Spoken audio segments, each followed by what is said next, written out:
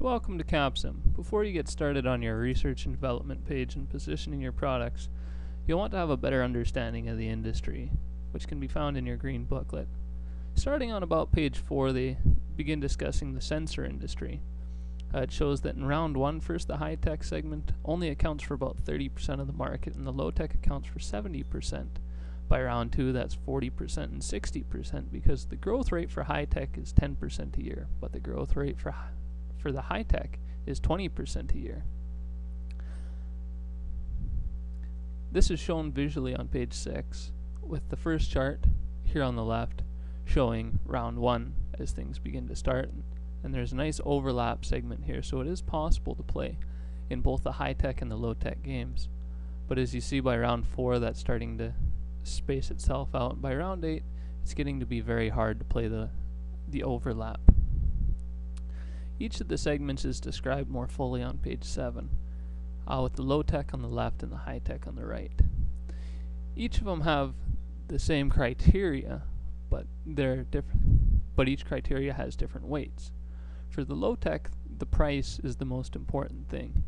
These customers want a product that is proven and cheap. And so if you look at the price, it's $15 to $35. That accounts for 41% of their decision. The age, 3 years. They want something that's been out on the market for a little bit, and that's worth 29% of their decision. The mean time before failure, basically how long until this product is going to break, accounts for 21% of it. And then the position is not nearly quite as important in their decision making. But as you look at the high-tech, the most important thing is the position. They want it to be on the cutting edge. They don't want their products out for very long. They only want 0 years, so that to keep in front of their competitors. This is a more expensive game to play. It's more costly to keep on the cutting edge. You need to be redesigning every year, and your material costs are going to be more money. The next most important thing for them is their age. Keep it young. The price, still important to them, but not nearly as important as it was for the low-tech. And then how long till it breaks? The requirements here are a little bit higher than they were for low-tech. Again, more cost. But as you recognize on the price, instead of being $15 to $35, it's now $25 to $45. Can you price outside of these ranges? Sure you can. But for every dollar that you're outside of the range, whether it's on the top or the bottom end, it costs you 10% in customer demand. So by the time you hit $10 outside of the range, there are no longer any customers interested in your product. So if you're trying to place or sell a low-tech product in the high-tech segment, and you're trying to sell it for $45, because yes, in the high-tech you could play that, you will only be selling to high-tech people even though you're still in the low-tech circle if you're playing that overlap. The positioning in the circles is also a little bit different.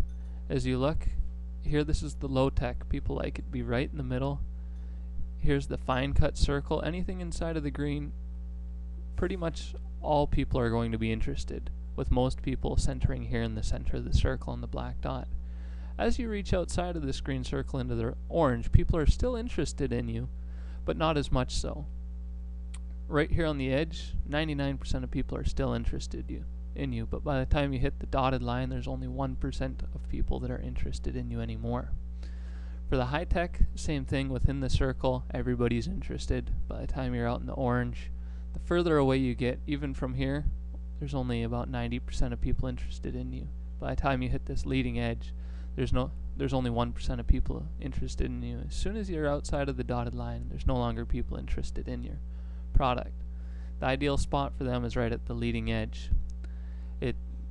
Capsim follows a very common price-demand curve, as you can see on the table there. And then another really important chart here are the age tables. You can see that for low-tech, pretty much as long as you're sticking right around 3, you're going to be okay, but as you get about 2 years off, the demand really begins to drop. High-tech, perfect at 0, and then it drops off. You don't want to be any older than 2 while you're in that area. And that pretty much sums up what you want to be doing with your products. So before you get started your R&D, make sure you understand what your strategy is, where you want to be placing your products, because there is a cost and price trade-off. Thank you.